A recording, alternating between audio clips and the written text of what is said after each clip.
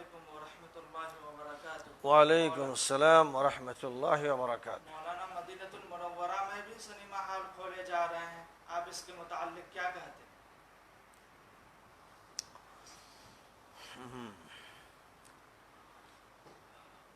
آپ نے محض ایک سوال نہیں کیا ہے، یہ محض ایک انٹرویو کا آغاز نہیں ہے۔ واقعہ یہ ہے کہ اس سوال نے ایک خنجر مار دیا ہے۔ یہ سوال ایسا ہے جو کسی انسان پر آخری درجے کی صدماتی کیفیت مسلط کر دیتا ہے۔ یہ سوال ایسا ہے کہ کسی مسلمان کو ایسا جھنجھوڑتا ہے کہ یہ لگتا ہے کہ شاید کلیجہ پھٹ جائے گا اور ہارٹ اٹیک ہو جائے گا۔ یہ کوئی ہلکی اور معمولی بات نہیں ہے، آخری درجے کی بات ہے، جس پر اگر کوئی مسلمان شعلہ بن جائے، آگ بن جائے، اور جب تک وہ ایسے مجرموں اور دشمنوں کو تہ تیغ نہ کر دے اسے چین نصیب نہ ہو۔ یہ ایسا سوال ہے، ایسا مسئلہ ہے۔ میں تقریباً 2011 سے مسلسل اس موضوع پر بات کر رہا ہوں، پوری دنیا کے انسانوں سے عربی میں، اردو میں خطاب کر رہا ہوں۔ میرے سینکڑوں خطابات ہو چکے ہیں، میں نے اس موضوع پر مضامین لکھے ہیں، کتابچے تیار کیے ہیں، شائع کیے ہیں، عربی میں بھی، اردو میں بھی۔ اور میں نے جب آل سعود کو ان کی مجرمانہ پالیسیوں اور آل نہیان کو ان کے جرائم کی بنیاد پر نشانہ بنانا شروع کیا تو اس وقت سب سے پہلے سلفیوں نے مجھ پر ایسی چڑھائی کی کہ لگتا تھا کہ وہ مجھے پھاڑ کھائیں گے، چاروں طرف سے مجھ پر ٹوٹ پڑے، اور آل سعود کا دفاع کرنے کے لیے انہوں نے اپنی پوری طاقت جھونک دی۔ انہوں نے میری زبان بند کرنی چاہیے، میرا قلم توڑنا چاہا، وہ میرے راستے کی رکاوٹ بنتے رہے، لیکن الحمدللہ میں اپنی بات کہتا رہا اور واقعات اس کا ثبوت پیش کرتے رہے، اور دنیا پھٹی پھٹی نگاہوں سے جرائم ان کے دیکھتی رہی، اور بات دنیا کے اخبارات میں آئی، دنیا کے چینلوں پر آئی، اور اب وہ سب کی نگاہوں میں اس درجے آ گئی کہ اب آج کوئی سلفی کا بچہ ایسا نہیں ہے کہ جو اب ان کے دفاع کے لیے زبان کھول سکے۔ لیکن حیرت کی بات ہے کہ سلفیوں کے غول کے ساتھ دیوبندی اور ندوی ملا بھی کھڑے ہو گئے، اور وہ بھی آل سعود اور آل نہیان کا کسی نہ کسی شکل میں دفاع کرنے لگے۔ یہ اس دور کی تاریخ کا وہ المیہ ہے، یہ وہ افسوسناک صورتحال ہے جس پر ظاہر ہے کہ بعد کی نسلیں نہ صرف افسوس کریں گی بلکہ لعنت بھیجیں گی۔ اس وقت جب وہ اپنی آنکھوں سے وہ مناظر دیکھیں گے جن سے ان کے کلیجے پھٹ رہے ہوں گے، اس وقت وہ ظاہر ہے کہ ان لوگوں کے بارے میں اپنی زبان سے وہ باتیں کہیں گے، آج وہ نہیں کہہ پا رہے ہیں۔ میں نے بڑی وضاحت کے ساتھ یہ بات رکھی، اور حوالوں کے ساتھ اور دستاویزات کے ساتھ۔ میں نے ڈاکٹر سفر الحوالی کی 3000 صفحات پر کتاب جو شائع ہونے والی تھی اور جس کی بنیاد پر ان کو اور ان کے بیٹوں کو گرفتار کر لیا، جو اس دور کے علامہ ابن تیمیہ ہیں، ڈاکٹر سفر الحوالی کی اس کتاب کی تلخیص میں نے شائع کی، تو ظاہر ہے کہ آل سعود کے تن بدن میں آگ لگ گئی، اور وہ گھر کے بھیدی ہیں، وہ جزیرۃ العرب کے جلیل القدر علماء میں ہیں اور ابھی جیل میں ہیں، بڑھاپے کے عالم میں، بیماریوں کے عالم میں ابھی وہ جیل میں ہے، اور جو کچھ سلمان العودہ کے ساتھ ہوا، جنہوں نے صرف یہ درخواست کی تھی کہ جو جیل میں بے گناہ لوگ ہیں، علماء ہیں، ان کی رہائی کر دی جائے، ان کی بھی صدا سن لی جائے، ان کو جیل میں ڈال دیا گیا۔ اور وقتاً فوقتاً یہ خبریں آتی ہیں کہ کسی وقت بھی ان کو سولی پہ چڑھا دیا جائے گا۔ اور کتنے جلیل القدر علماء ہیں جو آل سعود کی جیلوں میں ہیں، جن کو ٹارچر کیا جا رہا ہے، جن کے نام موجود ہیں، ان کے فوٹو موجود ہیں، جب چاہیے نیٹ پر چیک کر لیجیے۔ جب میں نے ان کی باتوں کو عوام الناس تک منتقل کیا، اور خاص طور پر بر صغیر میں پاکستان اور ہندوستان اور بنگلہ دیش اور دیگر ممالک میں نے اپنی بات پہنچائی اور عربی زبان میں عالم عربی کو خطاب کیا، تو ظاہر ہے کہ امت مسلمہ کے بیدار افراد نے، باہمیت افراد نے، باغیرت افراد نے میری صدا پر لبیک کہا، اور ہزاروں نے، لاکھوں افراد ہمارے ساتھ کھڑے ہو گئے، انہوں نے ساتھ دیا کہ ہاں یہ جرائم ہماری آنکھیں دیکھ رہی ہیں۔ عالم عربی میں تو الحمدللہ میں سمجھتا ہوں کہ آل سعود اور آل نہیان اور ان کے چیلوں چپاٹوں اور مفتیوں اور ملاؤں کے علاوہ پوری دنیا اسلام 100% میرے ساتھ ہے۔ الحمدللہ مجھے اس پر ایمانی فخر ہے اور میں اللہ کا شکر ادا کرتا ہوں۔ میں نے یہ بات واضح طور پر بتائی تھی اور حضرت مولانا علی میاں صاحب رحمۃ اللہ علیہ کے حوالے سے بتائی تھی کہ مولانا نے ایک موقع پر جب میں ان کے ساتھ حجاز کے سفر میں تھا تو یہ فرمایا کہ ان سے کیسے خیر کی توقع کی جائے جو انگریزوں کے ذریعے سے اقتدار میں آئے، جن کا اقتدار انگریزوں کا رہین منت ہے، وہ انگریز جنہوں نے پورے عالم اسلام میں لاکھوں مسلمانوں کو ذبح کیا، عالم اسلام کو لوٹ لیا اور تباہ کر دیا، جنہوں نے اس حکومت کو قائم کیا،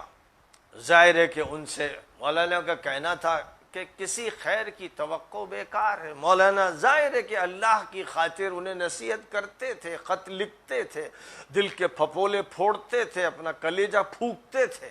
لیکن یہ کہتے تھے، ساتھ ساتھ وہ یہ سمجھتے تھے کہ بس حجت تمام کرنا ہے اور امید نہیں ہے۔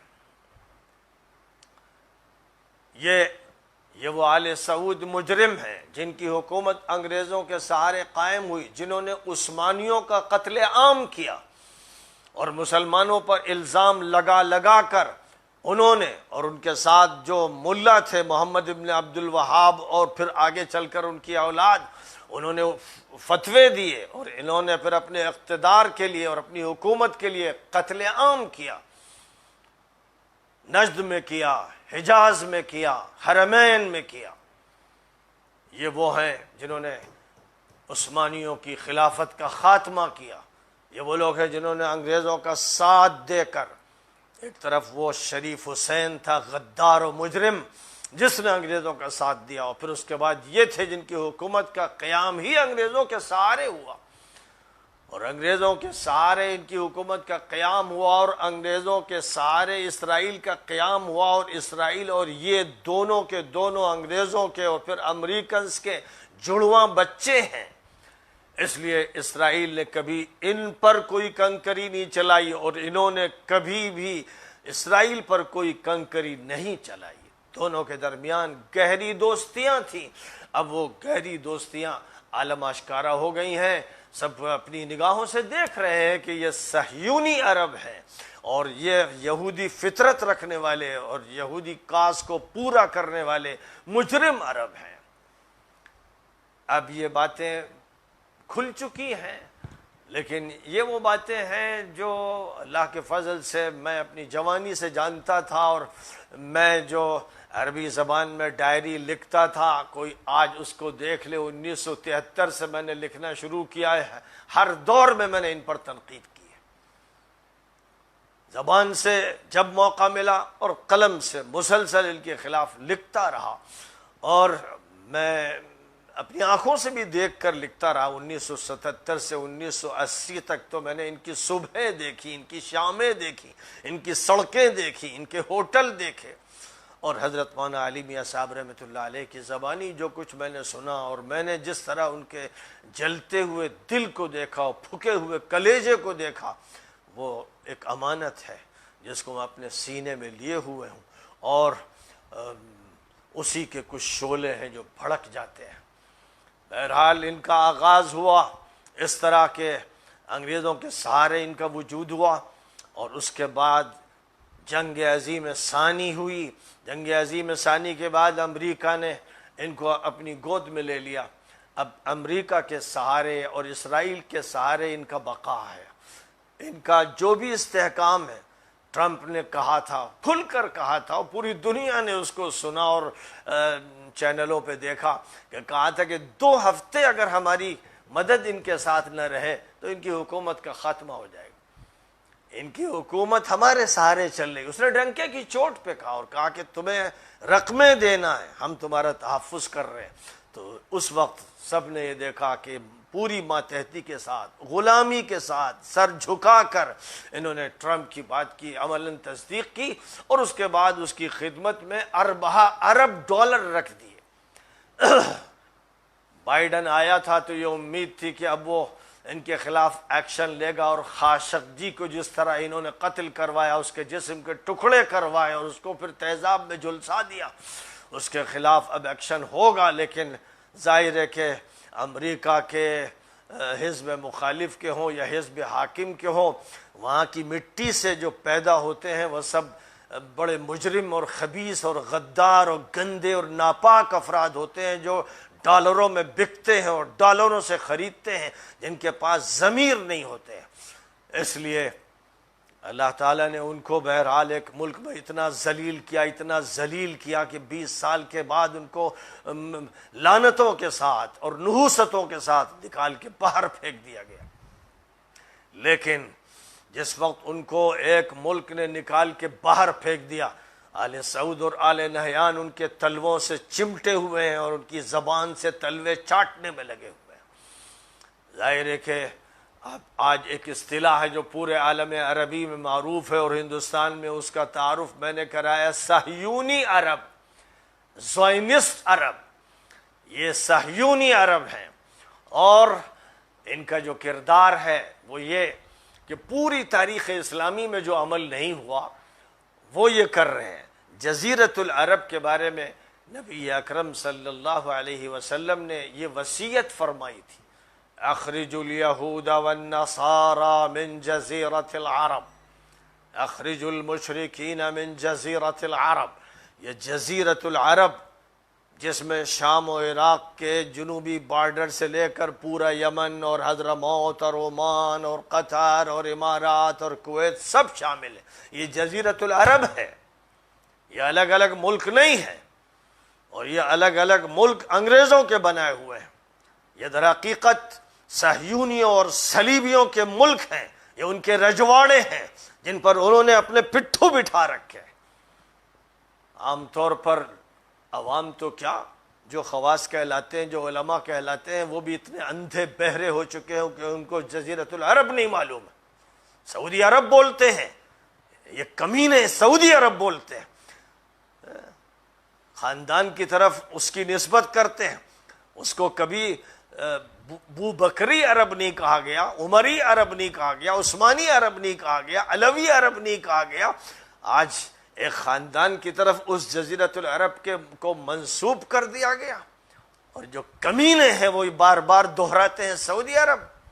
یعنی ان کے باپ کی جائیداد ہے، اور اربہ عرب کی لوٹ مچی ہوئی ہے، جو امت کا مال ہے، بیت المال ہے مسلمانوں کا، یہ پٹرول مسلمانوں کا ہے، اور وہاں کا سونا مسلمانوں کا، امت کا ہے۔ اس امت پر یہ ڈکیت مسلط ہو گئے جنہوں نے روزانہ کے اعتبار سے اربہ ارب ڈالرز، بلکہ سونے اور چاندی کے سکے لوٹ رکھے، اور یہ لوٹ مار اپنی عیاشیوں کے لیے ہے، بدماشیوں کے لیے ہے۔ آپ نیٹ کھولیے اور ان کی عیاشیوں کے فوٹو دیکھیے، ان کی فرانس میں عیاشیاں، ان کی برطانیہ میں عیاشیاں، جرمنی میں عیاشیاں، امریکہ میں عیاشیاں. آپ ان کی عیاشیوں کو دیکھنا چاہیے، ان کو ننگا دیکھنا چاہیے، برہنہ دیکھنا چاہیے، ان کی خاندان کی عورتوں کو برہنہ دیکھنا چاہیے. آپ نیٹ پر ساری تفصیلات کسی وقت جمع کر سکتے ہیں. یہ مسلمانوں کے حاکم ہیں. یہ اس لائق ہے کہ مسلمان ان کو حاکم سمجھے اور ان کو خادم الحرمین شریفین کہیں. ظاہر ہے کہ وہ گدھے ہیں جو ان کو خادم حرمین شریفین مانتے ہیں. وہ جاہل ہیں، وہ کمینے ہیں، وہ دوغلے لوگ ہیں. یہ خادم الحرمین شریفین، حرمین شریفین کی عظمت کو توڑنے والے اور حرمین شریفین کی عزت پہ بٹا لگانے والے، یہ وہ مجرم لوگ ہیں. میں نے مسلمانوں کو متوجہ کیا کہ جزیرۃ العرب میں پوری تاریخ اسلامی میں جن لوگوں نے صلیبیوں اور صہیونیوں کے اڈے قائم کیے، تجارت اور معاشیات اور سیاست اور حکمرانی اور اسٹریٹجی، ان سب چیزوں میں شرکت اور ان سب چیزوں میں ان کی بالادستی کو قبول کرنا تو الگ رہا. جزیرۃ العرب میں، جس کے بارے میں نبی نے فرمایا تھا کہ یہودیوں اور نصرانیوں کو اس جزیرۃ العرب سے نکال دینا اور شرک کرنے والوں کو اس جزیرۃ العرب سے نکال دینا.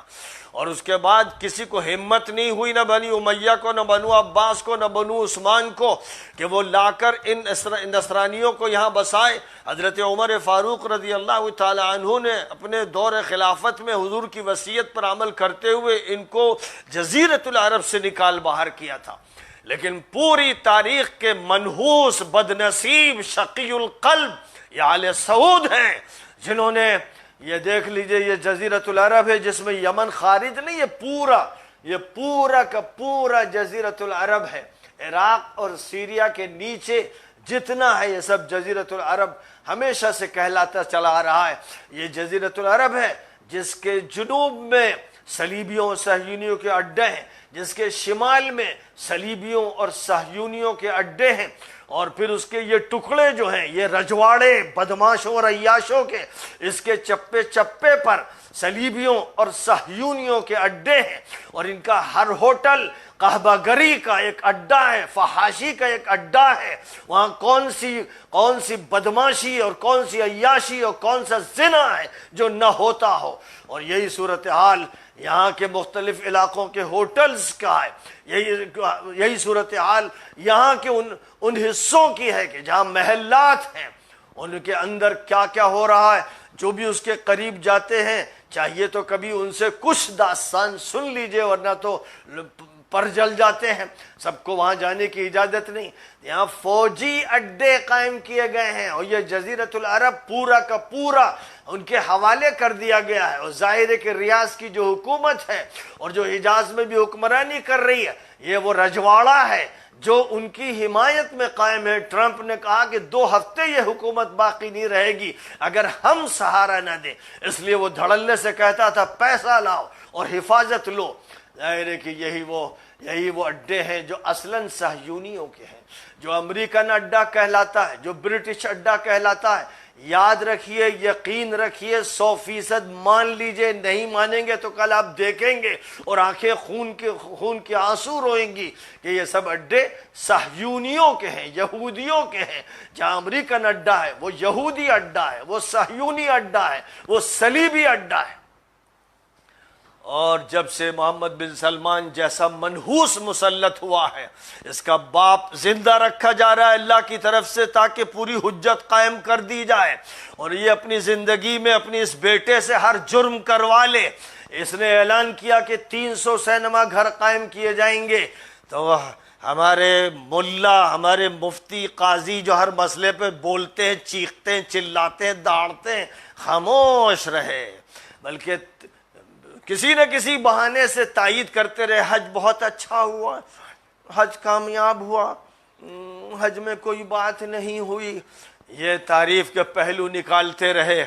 یہ جو ایجنٹ ہیں، صہیونی ایجنٹ ہیں، جو ہمارے علماء کہلاتے ہیں، یہ کرتے رہے. پھر میں نے لوگوں کو بتایا کہ یہ جو علاقہ ہے قوم سمود کا علاقہ جہاں اللہ کا عذاب آیا تھا، حضور نے فرمایا تھا کہ یہاں سے روتے ہوئے گزرو جب آپ تبوک تشریف لے گئے تھے۔ اور یہ اوپر کا علاقہ جو قوم لوط کا علاقہ ہے، جن پر پہاڑوں سے دیکھتے ہوئے انگارے برسائے گئے اور ان کو زمین میں دھسا دیا گیا، یہ وہ پورا علاقہ ہے جہاں پر ریزارٹ بنائے جا رہے ہیں، یہاں پکنک اسپاٹ بنائے جا رہے ہیں، اور نیوم کے نام سے ایک شہر بسایا جا رہا ہے جس میں کوئی مداخلت شریعت کی نہیں ہوگی، اور ساحلی پٹی پر پوری طرح سے عریانیت کی اور ہر طرح کی فحاشی کی اجازت ہوگی۔ یہاں وہ قانون نہیں چلے گا جس کو دکھانے کے لیے نمائشی طور پر حجاز میں چلایا جاتا ہے۔ تو یہ نیوم شہر ہے، میں نے بتایا تھا کہ یہ دجال کا شہر ہے، اور یہ دجال کا شہر اسرائیل کے تعاون کے ساتھ قائم کیا جا رہا ہے۔ میں نے یہ بھی بتایا تھا کہ مدینہ منورہ کے قریب میں اس جگہ پر جہاں شاہ فہد کا محل ہے، یہ وہ محل کسی وقت دجال کا محل ہوگا، دجال یہاں آئے گا۔ حدیثوں میں فرمایا گیا کہ وہ مدینہ کے قریب تک آ جائے گا، تو مدینہ کے قریب ظاہر ہے کہ وہ صحرا میں کھڑا نہیں رہے گا، وہ تو پوری دنیا کا حاکم ہوگا، اور بیت المقدس میں اس کا قصر سلطانی ہوگا، اور وہ شہر نیوم میں پہلے آ کر آرام کرے گا۔ یہاں کے ریزارٹ جو اعلیٰ سے اعلیٰ ہوں گے، سب سے اعلیٰ جو محل ہوگا وہاں آ کے ٹھہرے گا، اور مدینہ منورہ کی طرف بڑھے گا تو پھر وہ شاہ فہد کے نام سے جو محل ہے صلاح کے علاقے میں، وہاں آ کے ٹھہرے گا۔ یہ ایک دجالی نظام ہے جس کے لیے پہلے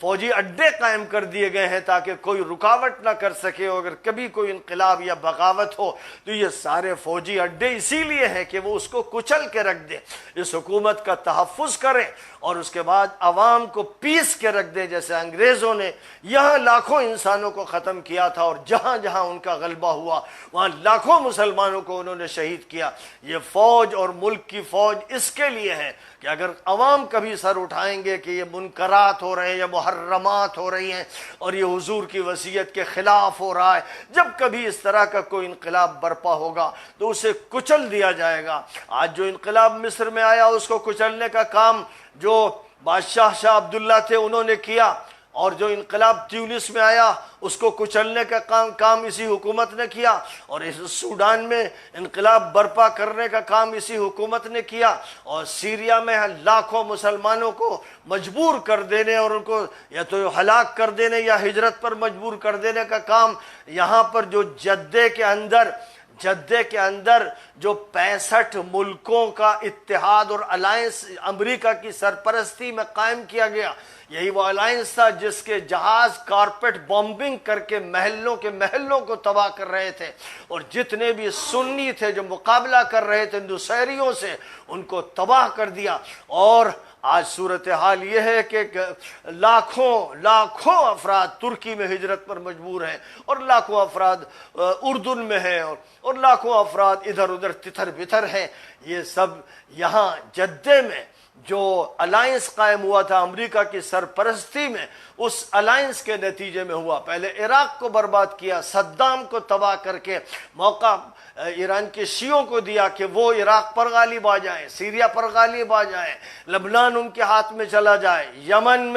یمن میں حوثیوں کی مدد شاہ عبداللہ نے کی تھی تاکہ اخوانی نہ غالب آ سکیں۔ یہ سب میں بتاتا رہا، کھولتا رہا، عربی کے چینلز پر تفصیلات آتی رہیں، تجزیے شائع ہوتے رہے، اور یہاں پر بھی جو سنجیدہ مضامین لکھنے والے ہیں انہوں نے باتیں لکھی، لیکن کوئی توجہ نہیں دی گئی۔ عوام ایسے ہو گئے جیسے سمن بکمن عمیٌ فہم لا یرجعون، اندھے بہرے گونگے بن گئے۔ اس کا سب سے بڑا الزام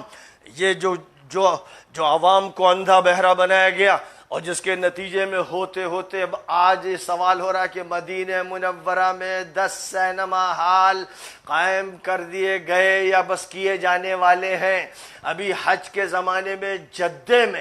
جدے میں رقص و سرود کی محفلیں ہو رہی تھی، ہر طرح کی عیاشی اور فحاشی کے نمونے جدے میں پیش کیے جا رہے تھے۔ جب مکہ مکرمہ میں حاجی صاحبان آ رہے تھے اس سے پہلے بھی یہ ہو رہا تھا، اور ابھی بھی ہو رہا ہے۔ جو سچائیاں ہیں ان سچائیوں کو قبول کرنے کی ضرورت ہے، اور مدینہ منورہ میں اب سینما گھر ہوں گے، اور یاد رکھیے کہ یہی مدینہ منورہ ہے جہاں پر یہ آل سعود کی تحریک یہ چاہتی تھی کہ حضور کا قبہ بھی ڈھا دیا جائے، یعنی نعوذ باللہ حضور کی شان میں بھی گستاخی کرنے پر یہ تلے ہوئے تھے، اور ابھی تو یہ کھلی گستاخی کر رہے ہیں، حضور کی وصیتوں کا مذاق اڑا رہے ہیں۔ اور حضور نے کہا تھا کہ دیکھو یہاں سے یہودیوں اور نصرانیوں کو اور شرک کرنے والوں کو نکال دینا، اب یہ ان کے فوجی اڈے قائم کر چکے ہیں اور دہائیوں سے قائم کر چکے ہیں، آج نہیں ہوئے ہیں، پورا ملک ان کے حوالے ہے،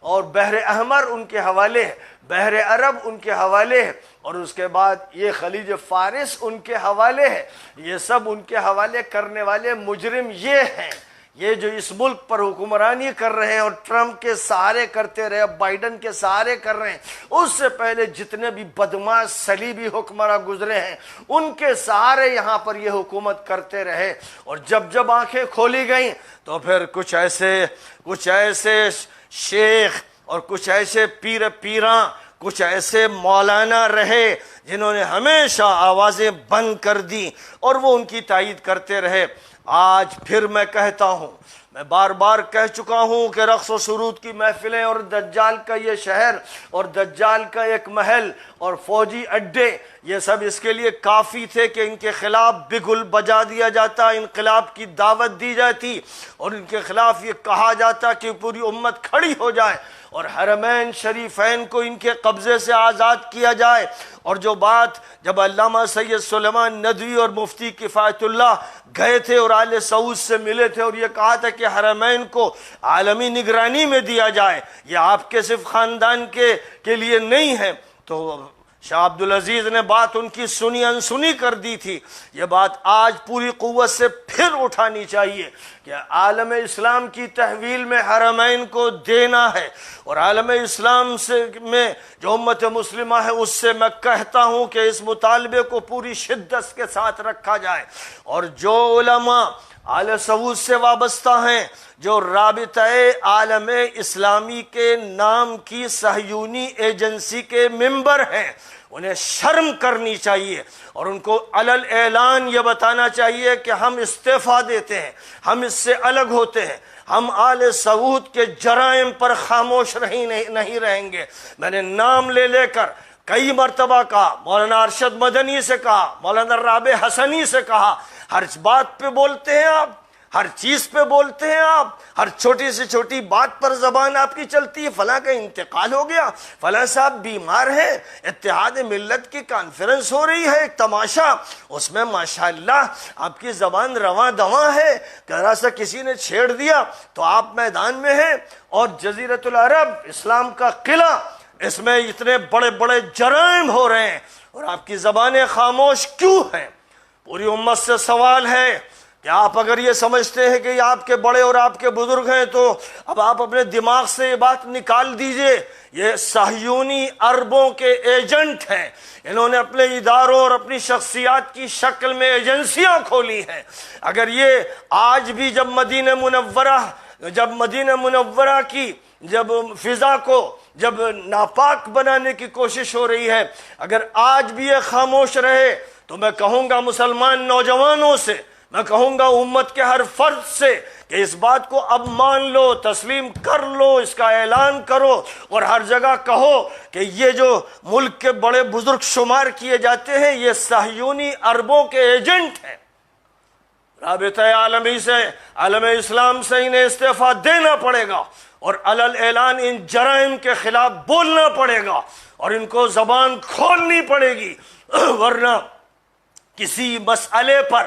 ان کی زبان کی بات قبول نہیں کی جائے گی اور یہ سمجھا جائے گا کہ یہ کوئی نہ کوئی مکر ہے، یہ کوئی نہ کوئی اپنا پہلو ہے جس کو بچانے کی کوشش کی جا رہی ہے۔ اس لیے یہ بات اب پوری قوت کے ساتھ امت کے سامنے آ جانی چاہیے۔ امت کے جوانوں کو، امت کے لوگوں کو کیا ہو گیا ہے، وہ آخر کس قدر پاگل ہو گئے ہیں؟ یہودی اور نصرانی احبار اور رہبان نے جس طرح لوگوں پر جادو کر دیا تھا یا ان کے دماغوں کو اغوا کر لیا تھا اور ان کے دلوں کو تباہ کر دیا تھا، کیا آج امت مسلمہ کا بھی یہی حال ہو گیا ہے؟ ظاہر ہے کہ اسلامی تاریخ کے ابتدائی دور سے جنہوں نے صحابہ کو قتل کیا اور جنہوں نے اہل بیت نبوی کو قتل کیا، جو ان کے ساتھ آج کھڑے ہیں، جو یزیدی ہیں اس دور کے جو یزیدی ہیں، ظاہر ہے کہ ان سے اسی کی توقع ہے کہ ہر دور کے ظالموں کے ساتھ کھڑے رہیں گے، ان کے حق میں فتویٰ دیں گے، ان کی بات کریں گے۔ اس لیے پورے عالم اسلام سے کہہ رہا ہوں، عربی میں بھی کہہ چکا ہوں، اردو میں کہہ رہا ہوں کہ جنگ کا بگل بجا دو اور حرمین شریفین کی آزادی کی تحریک چلاؤ، اور یہ کہہ دو کہ مدینہ منورہ پورے جزیرۃ العرب کے بارے میں کہہ دو، لیکن مدینہ منورہ میں اگر یہ حرکت کی گئی تو کوئی ملک نہیں بچے گا اور وہاں کے عوام میں سے کوئی فرد نہیں بچے گا جو تم پر لعنت نہ برسائے اور تمہارے خلاف ہر مہم میں شریک نہ ہو۔ غیرت کا یہ تقاضا ہے، ایمان کا تقاضا ہے، دین کا تقاضا ہے، شریعت کا تقاضا ہے، حضور کی وصیت کا تقاضا ہے۔ اب بھی اگر خاموش رہیں گے، یہ بڑے بڑے علماء، ان کو علماء کہتے ہوئے مجھے شرم آتی ہے، لیکن قوم کو دھوکہ دیا گیا ہے، ایک فریب قوم کے ساتھ کیا گیا ہے، یہ تاریخ کے ساتھ مذاق کرتے ہیں، یہ اہل بیت نبوی کے خلاف ہے، یہ صحابہ کے خلاف ہے، جن صحابہ کو کاٹ کے پھینک دیا گیا اور ممبروں پر جس خلیفہ راشد پر لعنتیں برسائی گئیں، جس نے یہ کیا اور جس کے لوگوں نے یہ کیا، جو ان کے ساتھ کھڑے ہیں وہ بے شرم ہیں، وہ بے حیا ہیں، وہ بے ایمان ہیں، خدا کی ان پر لعنت ہو۔ اس لیے جب تک امت پوری طاقت اور قوت کے ساتھ میدان میں نہیں آئے گی اور آل سعود اور آل نہیان جیسے مجرموں کا قلع قمع نہیں کیا جائے گا اور حرمین شریفین کو ان سے نہیں چھینا جائے گا، اور جو بھی طاقتیں صحیح طور پر اسلام کی نمائندگی کرتی ہیں ان کے حق میں بات نہیں کی جائے گی، اس وقت تک مسئلے کا کوئی حل نہیں ہوگا اور یہ امت ذلیل سے ذلیل تر ہوتی جائے گی، اور اللہ دشمنوں کو اس پر مسلط کرے گا اور اپنے گھر میں یہ پٹے گی اور اس کے ادارے اس سے چھن جائیں گے۔ یہ خدا کے عذاب کی شکلیں ہوں گی جو برس کے رہیں گی۔ اس لیے کھلی وارننگ ہے، جس کو جو چاہے کہنا ہو کہے، جو بکنے والا ہے بکے، جو مرید و متوسل بنا ہے جس کو اللہ سے تعلق نہیں، رسول اللہ سے تعلق نہیں، جس کو خلفائے راشدین سے تعلق نہیں، جو ظالموں کے ساتھ کھڑا ہوتا ہے، باغیوں کے ساتھ کھڑا ہوتا ہے، اپنے وقت کے یزیدوں کے ساتھ کھڑا ہوتا ہے، اس ملعون سے، اس مجرم سے کسی امت کے کسی فرد کو ڈرنے کی ضرورت نہیں، اور اس کے تقدس اور اس کی عظمت کی بات کرنے والا بے شرم و بے حیا ہے۔ اس لیے کھلا ہوا یہ مطالبہ ہے، پوری قوت کے ساتھ مطالبہ ہے کہ مولانا ارشد کو، مدنی کو، مولانا رابع کو بیان دینا پڑے گا اور کھلا اپنی علیحدگی آل سعود اور اہل نیان سے کرنی پڑے گی، ورنہ پوری امت ان سے کٹ جائے گی اور یہ مان کے چلے گی کہ یہ صہیونی عربوں کے ایجنٹ ہیں۔ پوری امت میں تحریف پیدا کرنے کی ذمہ داریاں ان کو سونپی گئی ہیں۔ یہ آج میں یہ بات اس لیے کہہ رہا ہوں کہ اس کے علاوہ کوئی حل نہیں، اس کے علاوہ راستے مسدود ہو گئے، زبانیں بند کر دی گئیں۔ کارروائی اس کے خلاف ہوتی ہے جو حق بولے، جو باطل پرست ہو، حرام خور ہو، بدماش ہو، جھوٹا ہو، اور جو حرام کی تنخواہیں لے کر پیٹ پالتا ہو، یہ اس کے ساتھ یہاں بھی کھڑے ہیں اور وہاں بھی کھڑے ہیں۔ ظاہر ہے کہ اب امت کو ان کے بارے میں فیصلہ کرنا چاہیے اور اب کھلا مطالبہ ہونا چاہیے۔ مولانا تقی عثمانی صاحب کے اندر اتنی تو غیرت تھی کہ انہوں نے ٹویٹ کر کے کہا انا للہ و انا الیہ راجعون۔ میں مولانا کے انا للہ پر انا للہ پڑھتا ہوں۔ انا للہ مولانا دن میں 10 مرتبہ پڑھتے ہوں گے۔ اس کو چوٹ لگ گئی، اس کو نزلہ ہو گیا، اس کو ٹائیفائڈ ہو گیا، اس کا انتقال ہو گیا، انا للہ و انا الیہ راجعون۔ یہ مسئلہ ایسا ہے جس پر انا للہ پڑھا جائے۔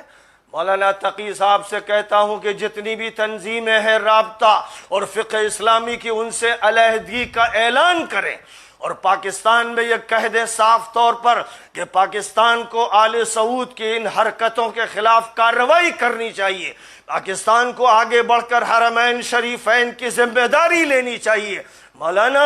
یہ لب جھب باتیں نہیں چلنے والی ہیں، اور اپنی فقہ کی زبان کو کنارے ڈالیے، کبھی تو انقلاب کی زبان بھی بول دیا کیجئے، اور کبھی تو غیرت کی آگ بھی لگا دیا کیجئے، اور کبھی تو پوری امت کو بھی للکار دیا کیجئے۔ مجھے آپ کا ٹویٹ پڑھ کر ایک افسوس ہوا کہ اس انا للہ پر میں انا للہ پڑھتا ہوں، جب بات کرنی تھی اس طرح کہ تیغ برہ ہوتے اور اس وقت کے خالد ابن الولید بن جاتے ان منافقوں کے خلاف۔ اس وقت یہ کہا جا رہا ہے ارے مدینہ منورہ میں بھی سینما گھر،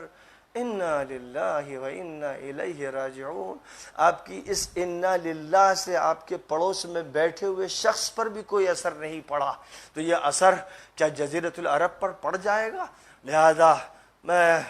آپ سے عاجزانہ درخواست کر سکتا ہوں، سزا لگا سکتا ہوں، چیخ سکتا ہوں، کہہ سکتا ہوں، غیرت بھڑکا سکتا ہوں، پاکستان کے تمام عوام سے کہتا ہوں کہ حرمین شریفین کی ذمہ داری کہو کہ تمہارے ذمہ دار لیں، اور پوری دنیا میں جو اسلام کی نمائندگی کرنے والے ہیں وہ اس ذمہ داری کو قبول کریں۔ اردوغان کو چاہیے کہ ذمہ داری حرمین کی دوبارہ واپس لیں، اور عثمانیوں کا خون جو حجاز میں بہایا گیا اب وقت آ گیا ہے کہ اس کا انتقام لے مجرموں سے۔ اور اسی طرح قطر سے کہوں گا، چھوٹا سا ملک ہے، اپنے اماموں کو تیار کرو کہ اب وہ حرمین شریفین کی امامت کریں۔ آزادی کا ثبوت دو، بنو تمیم سے اگر نسبت رکھتے ہو تو نبی پاک نے فرمایا تھا کہ آخری دور میں سب سے زیادہ دجال کا سخت مقابلہ بنو تمیم کریں گے، تو میں قطر کے حاکم سے کہتا ہوں کہ اگر بنو تمیم سے تمہاری کوئی نسبت ہے تو تم اس دجال سے مقابلہ کرنے کے لیے میدان میں آؤ، دوستیاں اور مصالحتیں مت کرو۔ وآخر دعوانا ان الحمد للہ رب العالمین۔